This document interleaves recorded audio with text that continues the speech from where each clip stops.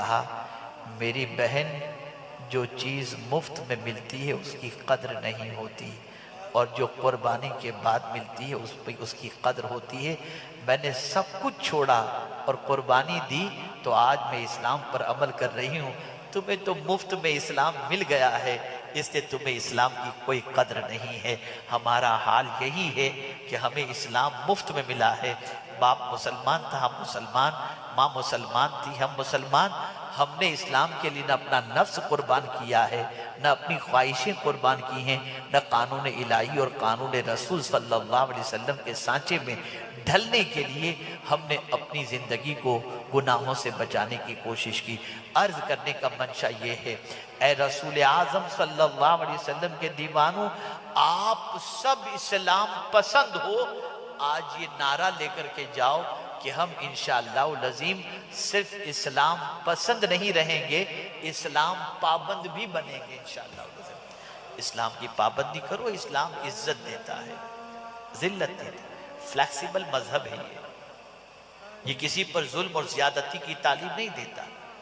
رسول اعظم صلی اللہ علیہ وسلم نے حضرت معاذ بن جبل سے فرمایا تھا یسروا ولا تعسروا، آسانیاں پیدا کرو، تکلیفیں پیدا نہ کرو۔ بہت فلیکسیبل مذہب ہے ہمارے مذہب میں، کسی بے گناہ جانور کو بھی ستانے کے سلسلے میں منع فرمایا گیا ہے۔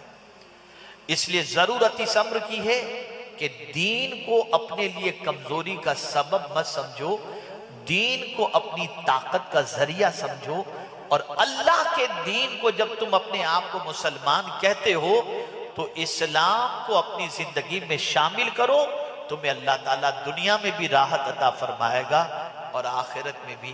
اور اس کو میں سمجھا دوں تو بس یوں سمجھا دوں، جس انسان کی زندگی مکمل اسلام کے سانچے میں ڈھلی ہوتی ہے اور وہ دین کی اگر پہچان بن جائے تو صدیاں بھی گزر جائیں، اس کی محبت کا چراغ لوگوں کے سینوں میں روشن رہتا ہے۔ اسی لیے کہنے والے نے امام عالی مقام کے بارے میں یہی تو کہا، دین است حسین، دین است حسین۔ اگر تم کو کمپلیٹ دین دیکھنا ہے تو حسین کی زندگی کو دیکھو، جب وہ مکمل دین کے عامل تھے، صدیاں گزر گئیں، آج بھی لوگ غلام حسین کہلانے پر فخر محسوس کر رہے ہیں۔ یہ ہے دین۔ اور آپ سب ارکان اسلام پر عمل کریں، اور حضور سے آپ کا تعلق کمزور ہے، حضور کے قدموں میں پہنچنے کا خیال نہیں، تو پھر ڈاکٹر اقبال نے کہا بمصطفیٰ برساں خیش را کہ دی ہماؤس گربو نرسیدی تمام بولا حبیث۔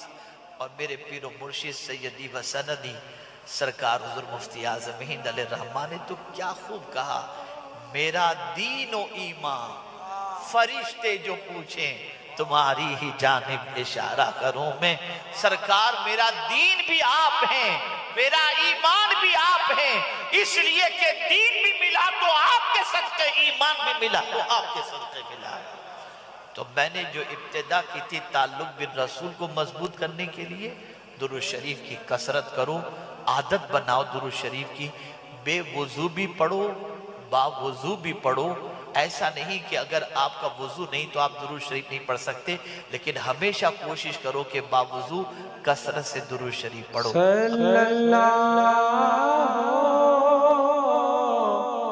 علیہ وآلہ وسلم۔